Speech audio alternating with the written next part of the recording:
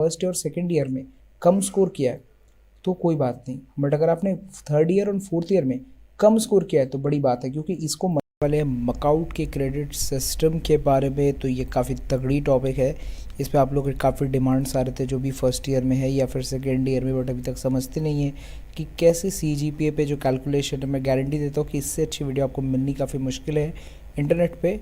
तो चलिए आगे बढ़ते हैं। तो सबसे पहले अगर हम लोग यहाँ पर जाएँ दोस्तों, तो यहाँ पर हम लोग अपना सेक्शन देख सकते हैं कि यहाँ पर टेबल है जिसमें स्कोर की चीज़ें होती हैं।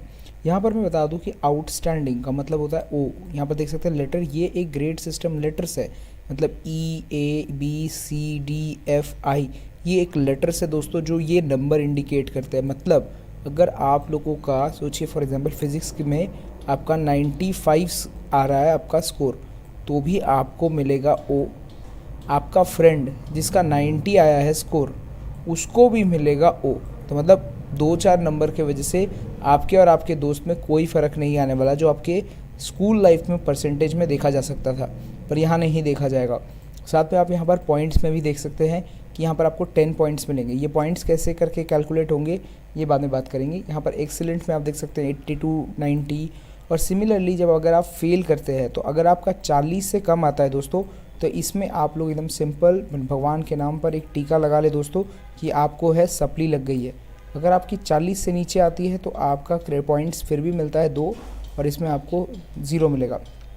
तो इस चीज़ का ध्यान रखें कि बस आपको आपके CA में अच्छा नंबर उठाना है, जिससे जो है आपका CA में करीब 25-30 आ जाए। और जब आपका मेन पेपर होगा, लिखने वाला पेपर होगा, उसमें आप जो सिंपली 25 भी उठाएंगे तो आप पास हो जाएंगे। तो हमेशा ध्यान रखें कि 25 उठाना सही नहीं है, आपको हमेशा गुड वेरी गुड के अंदर तो मिनिमम टू मिनिमम रहना है। अब आते हैं यहाँ पर ग्रेड सिस्टम कैलकुलेशन कैसे की जाती है। तो यहाँ पर आप ग्रेड सिस्टम में देख सकते हैं कि SCGPA का मतलब होता है सेमेस्टर का CGPA, semester grade point average. इसमें आपको क्रेडिट इंडेक्स मिलता है। व्हाट इज़ क्रेडिट इंडेक्स हम लोग अभी देखेंगे, इसमें कोई दिक्कत नहीं है। और क्रेडिट्स में आप लोगों को चीज़ें मिलती है। तो कितना क्रेडिट्स क्या होता है, ये पर सब्जेक्ट एक क्रेडिट होता है, मतलब एक इस सब्जेक्ट का एक क्रेडिट होता है। अगर फिजिक्स की बात करें तो इसकी इतनी क्रेडिट है। अगर आप बात करें कोई ऐसी सब्जेक्ट जिसकी ज़्यादा वैल्यू नहीं है आपके आपके इस पूरे स्ट्रीम में, तो उसकी वैल्यू कम होगी। सिमिलरली YCGPA की बात करें तो यहाँ पर देख सकते हैं कि YCGPA कैसे कैलकुलेट किया जा सकता है। तो यहाँ पर देख सकते हैं 2 का प्लस, इसका मतलब है कि 2 बार जब SCGPA प्लस होगा उसको डिवाइडेड बाई 2 कर देंगे तो भी हो जाता है सेम। बट अगर ऐसा नहीं कर सकते, हम लोग को सिंपली पूरा का पूरा क्रेडिट पॉइंट्स प्लस करेंगे, इसका पूरा का पूरा टोटल प्लस करेंगे और डिवाइड कर देंगे। तो इस चीज़ को हम लोग करके देखेंगे ओरिजिनली में एक रिपोर्ट के साथ। यहाँ पर एक रिपोर्ट देख सकते हैं दोस्तों, ये है फर्स्ट सेमेस्टर का रिपोर्ट, जहाँ पर हम देख सकते हैं केमिस्ट्री में अच्छी नंबर नहीं आई है तो B आया है, तो पॉइंट मिली है 7। और 7 में हमें क्रेडिट कितना मिल गया, 4 का क्रेडिट मिल गया। 4 का क्रेडिट मिला नहीं, 4 क्रेडिट होता ही है फर्स्ट सेमेस्टर में केमिस्ट्री का मकआउट में। तो इसके हिसाब से मैथमेटिक्स का क्रेडिट होता है 4, इसका बेसिक इलेक्ट्रिकल का 4। और जहाँ पर लैब की बात आती है, केमिस्ट्री लैब में क्रेडिट होता है 1.5। इसका मतलब ये सब्जेक्ट उतना ज़्यादा इंपॉर्टेंट नहीं है कंपेयर टू दिस सब्जेक्ट।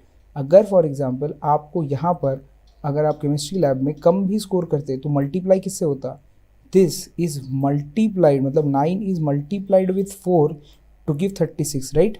यहाँ पर 7 is multiplied with 4 to give 28।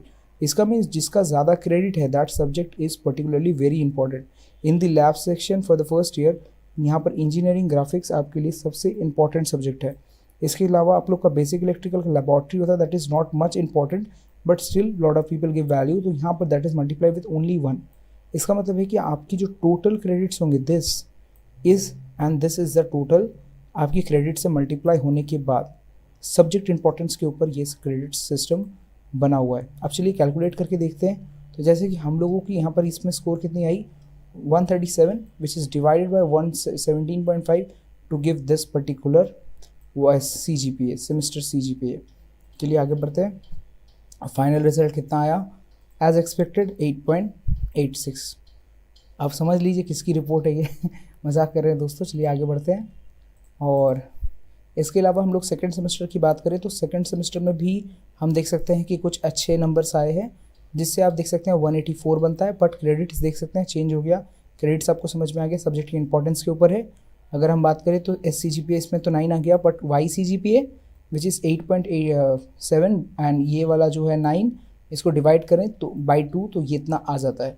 Final यहाँ पर दोस्तों हम हैं अपने फाइनल ईयर के रिजल्ट्स कैसे निकलेंगे। तो फाइनल ईयर के रिजल्ट्स में आप ये सारी चीज़ें देख सकते हैं कि अगर आपने फाइनल ईयर्स में अपने DGPA को कैलकुलेट करने देखे तो आपका जो वैल्यू है वो थर्ड ईयर और फोर्थ ईयर में ज़्यादा है as compared to the first year and second year. इसका मतलब ये हुआ कि अगर आपने फर्स्ट ईयर और सेकेंड ईयर में कम स्कोर किया है तो कोई बात नहीं, बट अगर आपने थर्ड ईयर और फोर्थ ईयर में कम स्कोर किया है तो बड़ी बात है, क्योंकि इसको मल्टीप्लाई कर दिया जाएगा 1.5 से। इसका मतलब है कि जैसे फॉर एग्जांपल आपकी पॉकेट में पहले पहले तो 1 रुपये डाला गया था, तो 10 रुपये में 1 रुपये तो सिर्फ 10% होता है दोस्तों, बट यहाँ पर इसका वैल्यूएशन 7.5 हो जाएगा। मतलब अगर आप ज़्यादा स्कोर नहीं करते यहाँ पर तो ज़्यादा दिक्कत है, मतलब थर्ड ईयर फोर्थ ईयर में मेहनत ज़्यादा करनी पड़ेगी। जिस तरीके से आप तो देख ही रहे हैं, लास्ट ब्लॉग में आपको पता चला ही होगा कि मेरे को भी मेरी हालत ख़राब है। DGPA यहाँ पर देख सकते हैं for the lateral entry students के बारे में बात करें तो यहाँ पर जैसे कि वो सिंपली सेकंड ईयर से आएंगे तो सेकंड ईयर का फर्स्ट में उससे कोई वैल्यूएशन नहीं है, बट सेकंड थर्ड ईयर और फोर्थ ईयर वैल्यूएशन ज़्यादा देना पड़ेगा। तो third year fourth year important चीज़ होती है आपके पर्टिकुलर इंजीनियरिंग में। तो इसको डिवाइडेड बाय 4 किस लिए किया गया है, इस चीज़ को आप समझें, क्योंकि देखिए यहाँ पर 0.5 ज़्यादा है, 0.5 ज़्यादा है क्योंकि मल्टीप्लाई कर दिया है, तो यहाँ पर भी 0.5 ज़्यादा है। अगर हम उसको दोनों को प्लस करके एवरेज करेंगे तो हमें डिवाइडेड बाई 2 तो करना पड़ेगा ना, है कि नहीं। यहाँ पर ऑलरेडी 2 है तो ना वैल्यूएशन नंबर 1 आएगा, तो इसलिए जो है डिवाइडेड बाई 5 किया गया है, इसे भी डिवाइडेड बाई 4 किया गया।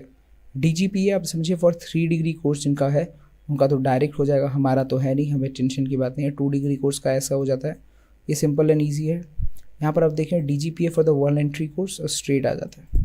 No class no percentage is awarded. यहाँ पर ध्यान रखें कि अगर आपको X मिल जाता है एंड तक में, नॉट एलिजिबल फॉर डिग्री, इसका मतलब आपके पास बैकलॉग है, और इसका मतलब eligible for promotion with backlogs. अगर आपकी 1-2 बैकलॉग है तो XP मिलेगा, और अगर P है इसका मतलब पास्ट एंड प्रमोटेड, जो मैक्सिमम केसेस में होता है। तो अगर आपने मेरा ये वाला प्रीवियस रिपोर्ट देखा होगा, इसमें हमने ये चीज़ें दिखाई आपको, तो यहाँ पर आपको दिखेगा P लिखा हुआ है एंड में, है ना यहाँ पर। तो इस चीज़ को आप समझे दोस्तों। तब तक हम लोग मिलते हैं दोस्तों नेक्स्ट वीडियो में मोर इन्फॉर्मेशन मोर अपडेट्स। हम लोग आने वाले वीडियोस में ज़्यादा से ज़्यादा जॉब सेक्शन के बारे में बात करने कैसे होगा।